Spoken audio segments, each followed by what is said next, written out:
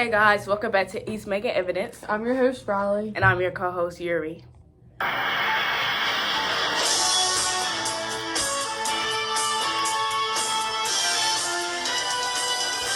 Have you ever been to Universal in Orlando? Yeah, why?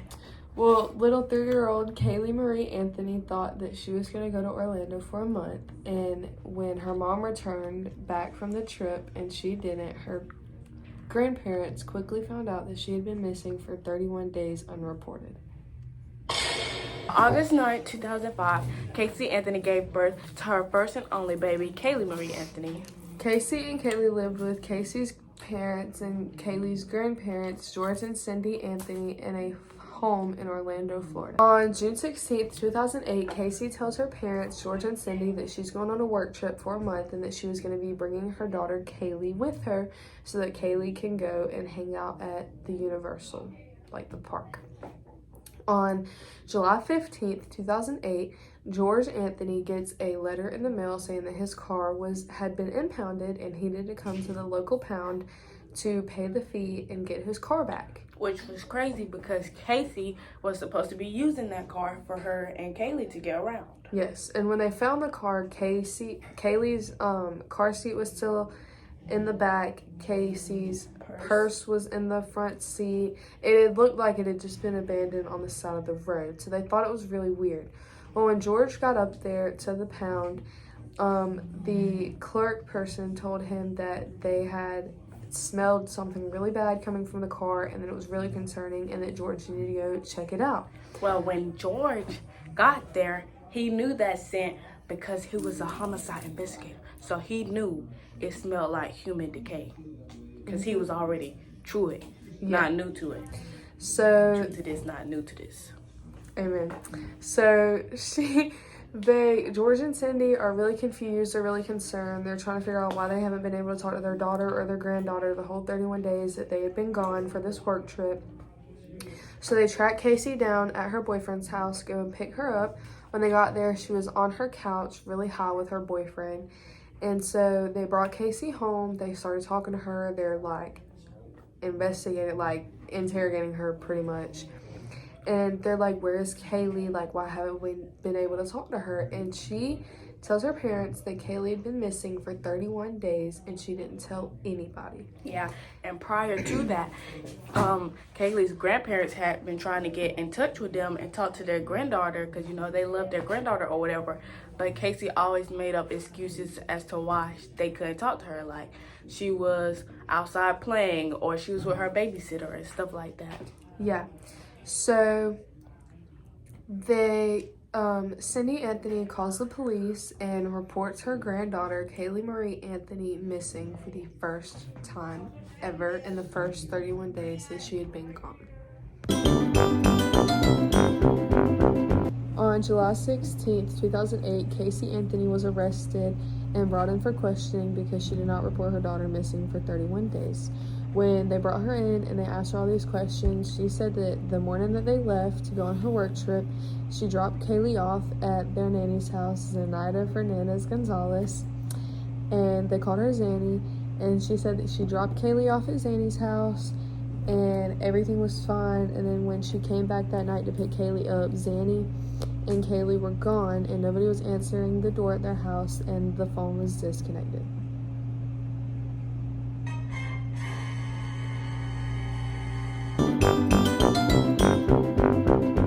So Casey had given the police Zanny's full name and address, and they had ended up looking her up so they could see who this person was. And they found out that she was actually a babysitter, so like she was a real person. However, they had never heard or even seen Casey or Caylee Anthony. Like she didn't know they existed, basically. Like She didn't know who they were. And then when the police went to Zanny's apartment, the owner of the building told police nobody has lived in that building for like 5 months, or that specific apartment. Yeah, or nobody named Zanny had ever lived there either. So yeah. A few days after being questioned about why she had lied about Zanny, she decided to take the police to her office where she worked in Universal, which nobody really knew why that was like important or why she felt that she needed to do that, but she felt that she needed to do that. So they got there. She led them around the park. They walked around for like 30 minutes-ish, something like that.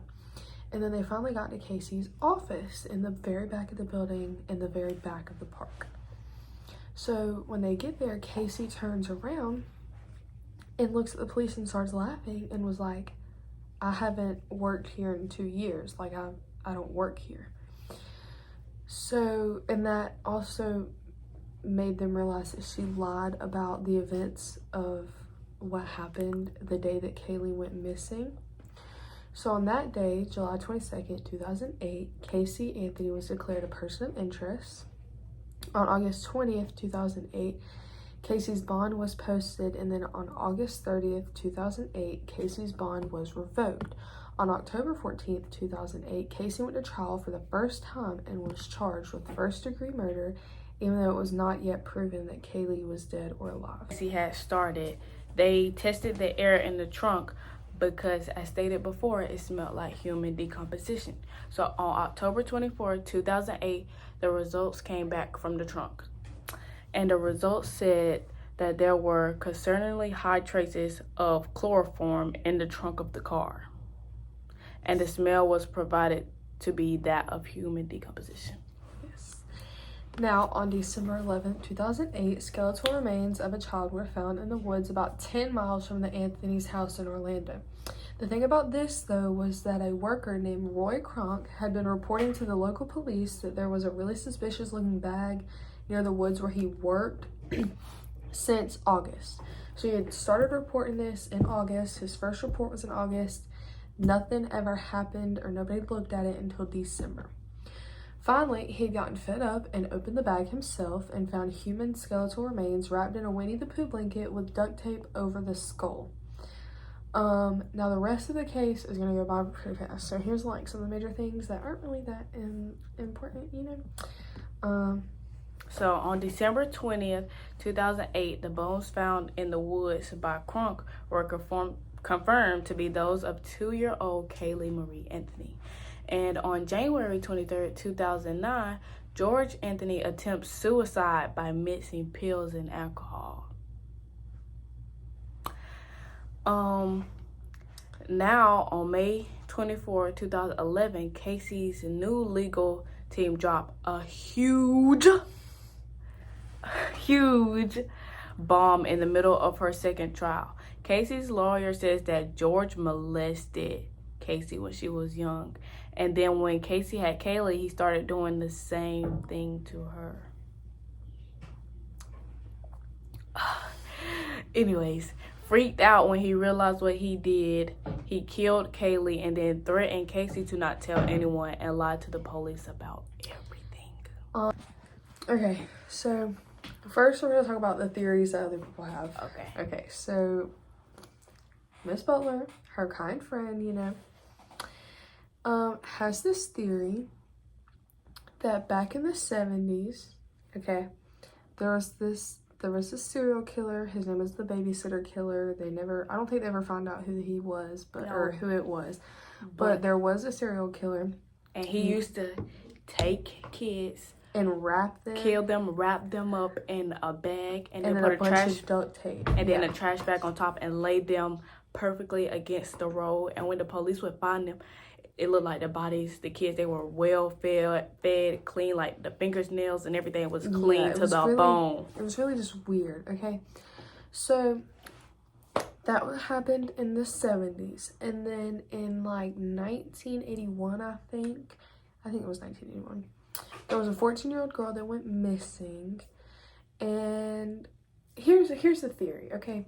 So this girl thinks that George Anthony killed Caylee, wrapped her body up, put her in the woods, and that he also kidnapped his wife when she was 14 years old. Because if you take a picture of Cindy Anthony and then a picture of that 14-year-old girl that went missing at the same age, they look really, really similar. But she also thinks that he was the babysitter killer from the 70s. Yes, because all their names match. It's like Caylee Marie Anthony, Cindy Marie Anthony, Casey Marie Anthony, and the girl who got kidnapped, I forgot her name, but it was Marie something. I forgot. Yeah. But it's crazy. Like her middle name is Marie too. But it's crazy because the brother, whose brother was it? Casey's brother was like, when their pets died, the dad, George Anthony, would wrap them up in the little laundry bags, whatever, duct tape them, put them in a trash bag, and then bury them, which is the same way the babysitter killer did to those kids. And Caylee was found wrapped that way too. But here's what I think. You know, like, first of all, let's talk about Casey for a second. Okay, Casey, the whole 31 days that Caylee was missing, right, or unreportedly missing, she got a tattoo. And the tattoo was in like a different language, but it translated to mean beautiful life. She was out partying every night. They found her diary when they were searching her house and she was talking about how wonderful and beautiful her life was now that she was gone. She never said a name, but she just kept saying now that she, don't know who it is, was gone, and that her life is so much better, and this, that, and the third. Okay, back to George Anthony. I just think that's too much. Like, how can someone be a serial killer, kidnap their wife, and kill their granddaughter, and nobody's getting caught here? Like, yeah. But then I was like, anything, because they was like that Caylee could have been dead when they went to Florida, but that also got me too, because how wouldn't her mom know she was already dead when she was in the car driving back, unless George threatened Casey, if she didn't do this or this would happen to her if she didn't take Caylee somewhere else for the time being. And then they just act like, oh, Kaylee's been gone, we don't know where she is, this, that, and third. And you know, Casey recently like had this like whole TV show going and everything. But like, you know what's kind of weird to me is like, if my dad told me, like, okay, she said that her dad handed her Caylee after he pulled Caylee out of the pool. Casey said that she had no idea that Caylee was dead, had no idea anything was wrong with her, thought she was just sleeping, you know, whatever. If my dad took my daughter somewhere and told me, oh, she'll be fine, oh, you better believe I'm hunting and searching and doing this and doing that and forever until I find my daughter and find out where she is. But like, everything just so suspicious, because if your daughter was gone for 31 days, why are you not looking for her? Why are you out partying, getting tattoos, then doing this and the third? But then when your mama and daddy are calling you trying to talk to Caylee, you making up excuses for them to talk to her. And talking about she's with the babysitter, she's outside playing and stuff like that. The thing is, if you go to the police, even if your dad did say that, if you go to the police and you're like, my dad told me this, I don't know where my daughter is, I need y'all's help, and they end up finding a body, like, your dad's gonna be in jail. Like, he's not gonna hurt you, there's nothing he can do to you, your mom isn't gonna hurt you either. And you know what, I don't care what anybody says, I personally believe Casey Anthony killed that little girl because she was young, she was stupid, she didn't want a child, and that's no excuse to kill your own daughter. But yeah, I strongly believe that she killed her daughter because she didn't want a kid. At this point, I could say she did too, but I think both of them are in it, to be honest, because everything's just all over the place and it's just sketchy. Because what if I don't know, what if Casey didn't want her daughter? And then she know how her dad do stuff. So she probably was like, Dad, can you help me do this? And not saying he had to agree to that, because if he did agree to that, that's very weird. Because why are you encouraging your daughter to kill your granddaughter? Yeah. Right. Well. Anyways, that would have been my daughter. I don't play. I gets down. You wouldn't catch my daughter be missing for 5 minutes. Where are you at? Where are you at? I'm going to look. I don't play with people like that. I don't like people like that. Because why are you having kids if you know you're not going to take care of them properly? But anyways, that's it for the Casey and Caylee Anthony case. If you have any additional info, please contact the Orlando, Florida. But anyways, if you have additional info, please contact the Orlando, Florida Police Department or email us at, we'll put her stuff on the screen. And until next time, our East Macon investigators, keep snooping.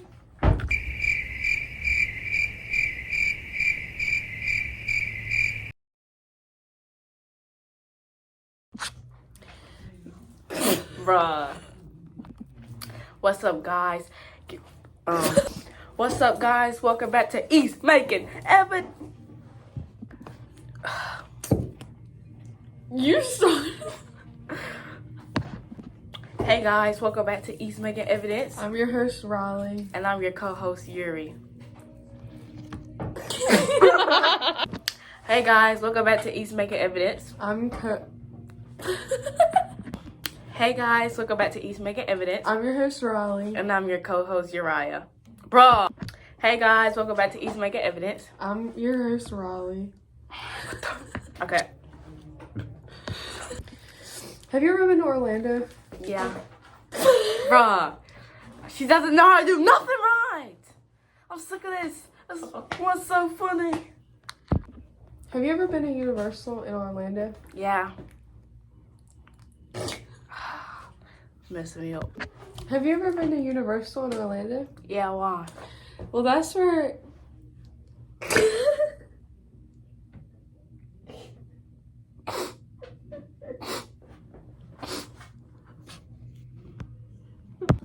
So, on August 9, 2005, Casey gave birth to her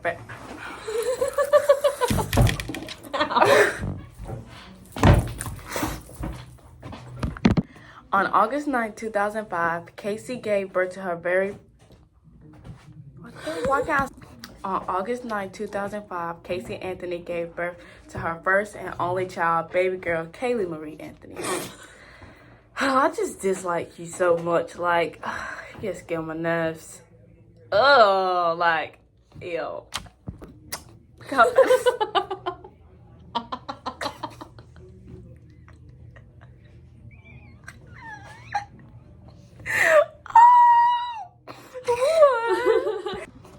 On August 9, 2005, Casey...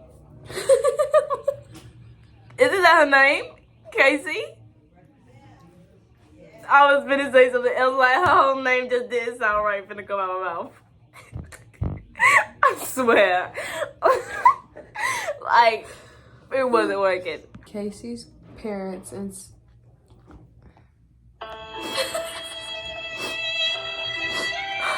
Get yourself together, man. I really cannot. I can't. They ask you how you are, you just have to say that you're fine when you're not really fine, and you just can't get into it because they would never understand. They ask you.